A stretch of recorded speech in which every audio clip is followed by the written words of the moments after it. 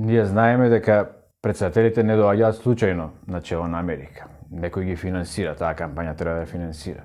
Сега ние гледаме кои стојат и од директорите позади Трамп, меѓутоа знаеме да читаме ние политика и секој претседател претходно доаѓал за да им угоди на тие што го носат на власт, на олигархијата и во Америка, а и во Русија и моментално Путин. Сега.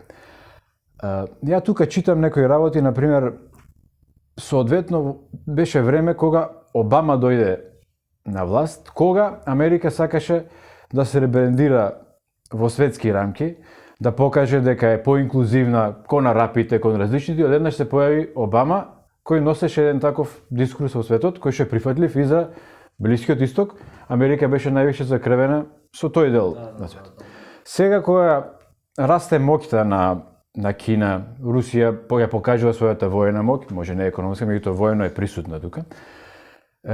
Како олигархијата го да менува стратегијата? Слуша што му треба на народ, односно емотивно каков е народ и во Европа и во Америка, и поддржува еден претседател кој што ќе понуди на светот силен амерички претседател. До сега америчките претседатели одеа кон демократија, бар промовираа некоја демократија. Сега традиционалните вредности. Сега традиционални вредности и моќ, дека пак Америка е моќна. Кога реално ја губи моќта во светот,